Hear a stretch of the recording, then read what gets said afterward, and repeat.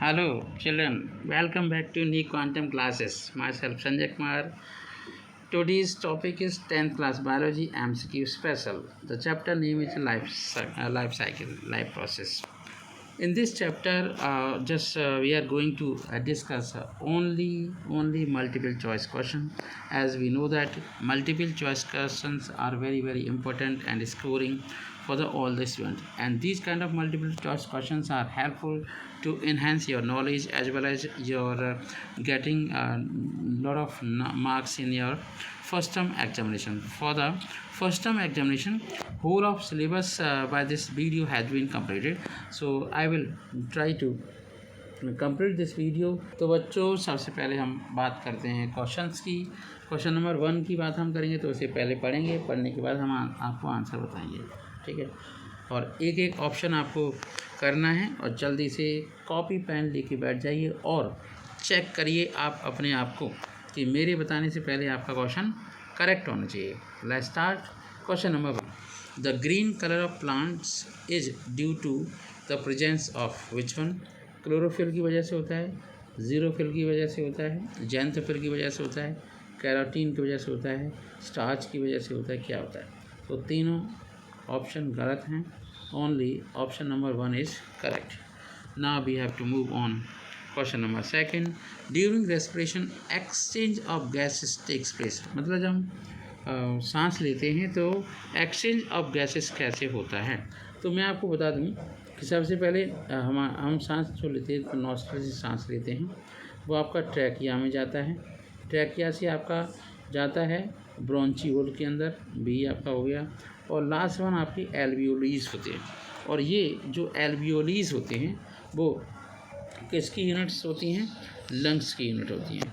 तो trachea and larynx से केवल पैसेज ऑफ गैसेस होता है।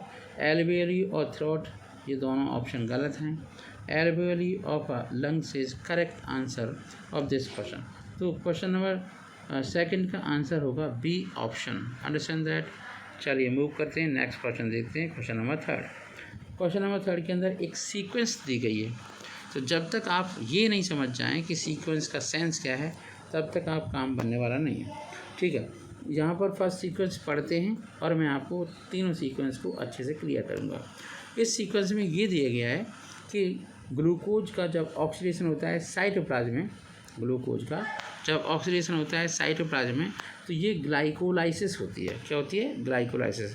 उससे 3 कार्बन का पाइरूवेट बन जाता है। फिर वही है ना, जो मटेरियल बचा, पाइरूवेट एसिड बचा, वो माइटोकॉन्ड्रिया में जाता है और बनता है ethanol and carbon dioxide. But mitochondria में ये प्रोसेस नहीं होती, तो इसलिए ये equation absolutely wrong. Second equation को चेक करते हैं। ग्लूकोज साइटोप्लाज्म में पाइरूवेट एसिड में कन्वर्ट हो जाता है, जिसे हम ग्लाइकोलाइसिस कहते हैं। यही पाइरूवेट एसिड साइटोप्लाज्म में लैक्टिक एसिड में कन्वर्ट हो जाता है।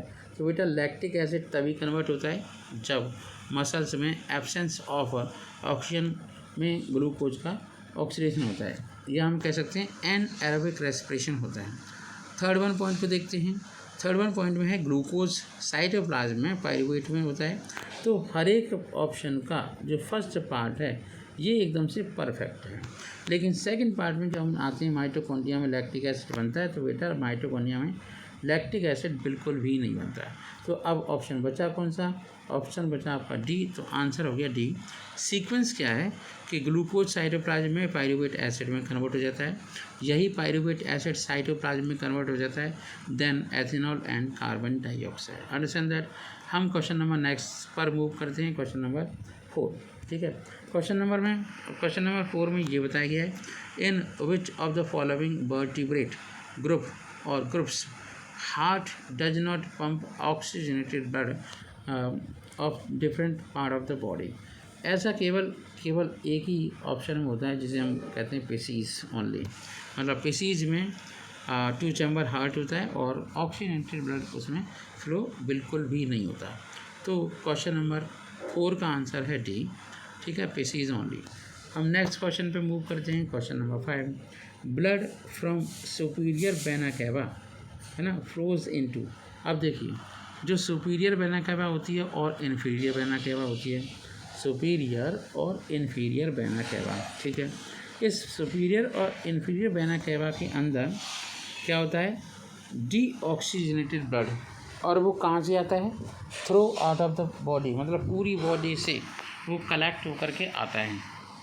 जैसे ही कलेक्ट होकर के आता है तो फिर वो पहुंचता है राइट एट्रियम के अंदर। एट्रियम का मतलब ये होता है कि जो आपका ह्यूमन हार्ट होता है उसके 4 चैम्बर होते हैं। ऊपर वाले होते हैं एट्रियम या ऑरिकल्स। ठीक है, ये आपका, और ये आपके वेंट्रिकल और ये वेंट्रिकल। तो जो आपके ऑरिकल्स होते हैं, इस तरीके से आप ह्यूमन हार्ट मान लीजिए सेप्टम है, तो ये आपके ट्राइकस्पिड बाल में, ये बाइकस्पिड बाल हैं। तो ये होता है अब ऑरिकल LA, है ना, लेफ्ट ऑरिकल। कैसा होता है, लेफ्ट ऑरिकल, नहीं ये लेफ्ट नहीं, राइट, हाँ राइट और लेफ्ट है, राइट को लेफ्ट बोलेंगे, हाँ सही। तो ये एक बार फिर बना देते हैं, यहाँ पे राइट ऑरिकल होता है। कैसा होता है, राइट, और ये होता है लेफ्ट ऑरिकल। समझ में आ रही बात, ये वेंट्रिकल होते हैं। तो ऑरिकल में सुपीरियर वेना कैवा से राइट ऑरिकल के अंदर फ्लो आता है। तो ऑप्शन नंबर 5 का आंसर है ए। ठीक है, 5 का आंसर है ए। चलिए आगे बढ़ते हैं, नेक्स्ट क्वेश्चन नंबर 6 देखते हैं। क्वेश्चन नंबर 6 के अंदर हम देखेंगे कि which is the first enzyme to mix with food in the digestive system. तो देखो ऐसा है, जब हम खाना खाते हैं तो हमें खाना मीठा मीठा लगता है।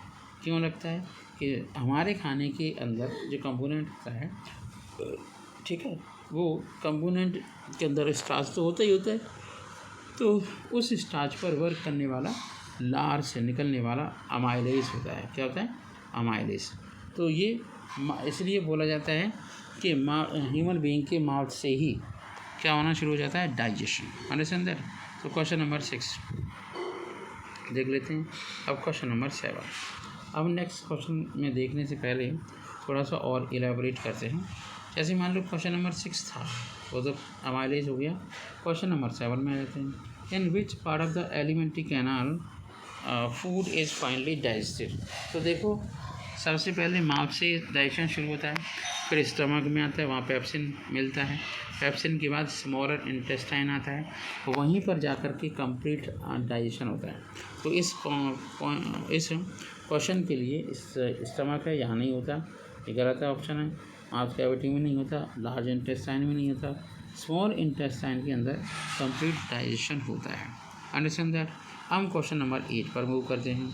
When air is blow from mouth into a test tube containing lime water. अब एक बात हम आपको समझा दें कि जैसे मान लीजिए हमारे पास ये टेस्ट ट्यूब है जहाँ लाइम है ना, लाइम वाटर, और ये जो आपका लाइम वाटर है वो होता है CaOH का होल का। समझ में आ गई बात। अब तुम हवा उसके अंदर फूंक रहे हो, तो हमारे हवा के अंदर जो हम सांस छोड़ते हैं, एक्सहेल करते हैं, उसके अंदर CO2 होता है। तो आप जानते हो केमिस्ट्री के फर्स्ट चैप्टर में ये समझाया गया है कि जब कैल्शियम हाइड्रोक्साइड कार्बन डाइऑक्साइड के साथ रिएक्शन करता है तो कंपाउंड बनता है CaCO3। क्या बनता है, CaCO3। इतनी बात समझ में आई। तो यहाँ पर देख लो CaCO3 कहाँ पर बना है और किसकी वजह से बना है। तो वो एक्चुअली ये पूछ रहे हैं कि हमारे माउथ से कौन सी गैस उसमें जा कर के मिल जाती है और कैल्शियम कार्बोनेट बनता है और मिल्की, है ना, हो जाता है। इसे बोलते हैं कार्बन डाइऑक्साइड। कार्बन डाइऑक्साइड का फॉर्मूला CO2 होता है। Understand that. चलिए अब हम क्वेश्चन नंबर नेक्स्ट पर आते हैं। चलिए क्वेश्चन नंबर 9 पर हम आते हैं। तो क्वेश्चन नंबर 9 में एक सीक्वेंस दी गई है, अगर choose the correct path of the urine in our body. तो बेटा सबसे पहले किडनी होती है, ठीक है, किडनी से निकलने वाली यूरेटर होते हैं, ठीक है, यूरेटर से निकलने वाला आपका यूरेथ्रा होता है, फिर आपका, है ना, यूरिनरी सॉरी एक बार और देखते थे। हाँ, ये आपका जो आपका किडनी होता है, यूरेटर होता है, इसके अकॉर्डिंग करें तो बहुत गड़बड़ सी हो रही थी। तो किडनी होता है, यूरेटर होता है, यूरिनरी ब्लैडर होता है, तब यूरेथ्रा होता है। ठीक है, ये ऑप्शन तो मुझे दिमाग में है, पर ये एक एक पढ़ने से वो कन्फ्यूजन हो गया था, तो मैं कोई ऑप्शन पढ़ नहीं रहा हूँ। एक जो आंसर सही है वो मैं समझा देता हूँ। ठीक है, क्वेश्चन नंबर 10 पर आ जाते हैं। क्वेश्चन नंबर 10 में ये दिखाया गया है कि the internal cellular energy reserve in the autotrophs. देखो, जो आपके प्लांट होते हैं उसमें ग्लूकोज स्टार्च की फॉर्म में, है ना, स्टार्च की फॉर्म में स्टोर हो जाता है, और जो आपके एनिमल होते हैं उसमें ग्लाइकोजन हो जाता है, ग्लाइकोजन। ठीक है, तो यहाँ ये प्रोटीन उसकी बात कर रहे हैं प्लांट की, तो option number C correct answer होगा। ठीक है, यहाँ पे अगर एनिमल की बात कर रहे थे तो कौन सा आंसर होगा आपका, ग्लाइकोजन। अंडरस्टैंड। अब क्वेश्चन नंबर 11 को देखते हैं। तो पहले पढ़ते हैं तब हम बताएंगे क्या सीक्वेंस सही हो सकता है। फर्स्ट ऑप्शन में है mouth stomach small intestine oesophagus, और ये लार्ज इंटेस्टाइन। ये सीक्वेंस बिल्कुल गलत है। Mouth oesophagus stomach large intestine और स्मॉल इंटेस्टाइन, ये भी गलत हो गया। माउथ स्टमक ईसोफेगस, ये बिल्कुल गलत हो गया। अब 3 ऑप्शन किसी क्वेश्चन के गलत हों तो कौन सा वाला आंसर सही होगा? फोर्थ आंसर डी आंसर तो 11 का D option is a correct answer of 11 question. Question number 12 पे आ जाते हैं। क्वेश्चन नंबर 12 को पढ़ते हैं तब समझते हैं। If salivary amylase is lacking in a saliva, which of the following events in the mouth cavity will be affected? देखो ऐसा है, जो हम खाना खाते हैं उसमें स्टार्च होता है, तो स्टार्च का डाइजेशन बिल्कुल भी नहीं हो पाएगा अगर हमारे मुंह के अंदर लार नहीं हो। तो इसका मतलब ये हुआ कि अगर पिज़्ज़ा देख के आपके मुंह में लार आ रही है तो ये आपके लिए बहुत बेनिफिशियल है। अगर चॉकलेट देख कर के आपके मुंह में लार आ रही है, नमकीन देख के लार आ रही है ना, मूंगफली के दाने देख के लार आ रही है, तो समझो ये आपके लिए बहुत पॉजिटिव बात है। ठीक है, तो इसी बात को ध्यान में रखते हुए सबसे अच्छी बात क्या है ये समझो कि क्या हो रहा है। तो जो आपका तो इसमें ये आपका क्वेश्चन नंबर 11 है ना, तो 11 क्वेश्चन नंबर में तो लास्ट वाला पोर्शन सही है, हमने बता दिया था। तो चलिए अब हम आगे बढ़ते हैं। इफ़ स्लेवरी, हाँ वो तो सही बता दिया, रुको जस्ट वेट। हाँ, तो क्वेश्चन नंबर 12 का आंसर होगा आपका स्टार्च, है ना, किसमें कन्वर्ट करता है, सिंपल शुगर के अंदर। तो ये कम प्रक्रिया नहीं हो पाएगी। ठीक है, हम क्वेश्चन नंबर 13 में पढ़ते हैं। 13 में ये है कि a few drops of the iodine solution, ठीक है, हम ये आपको बताना चाह रहे थे, a few drops of iodine solution were added to a rice water the solution turn blue black in the colour, so this indicates that rice water contain a starch. देखो तुरंत आंसर निकलता है।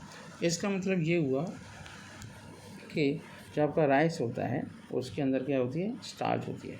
तो उसी स्टार्च की वजह से होता क्या है कि वो उस आयोडीन का कलर ब्लू ब्लैक हो जाता है। चलिए क्वेश्चन नंबर 14 पे आ जाते हैं। यहाँ पर भी एक सीक्वेंस दे रखी है। विच of the following is most appropriate for aerobic respiration का सबसे इम्पोर्टेंट पोर्शन क्या है? देखो एरोबिक रेस्पिरेशन की मैं पूरी कहानी बताऊँ कि जब एरोबिक रेस्पिरेशन होता है तो ग्लूकोज साइटोप्लाज्म के अंदर, है ना, ग्लाइकोलाइसिस की प्रोसेस से 3 कार्बन के पायरूवेट में और थोड़ी एनर्जी में कन्वर्ट हो जाता है।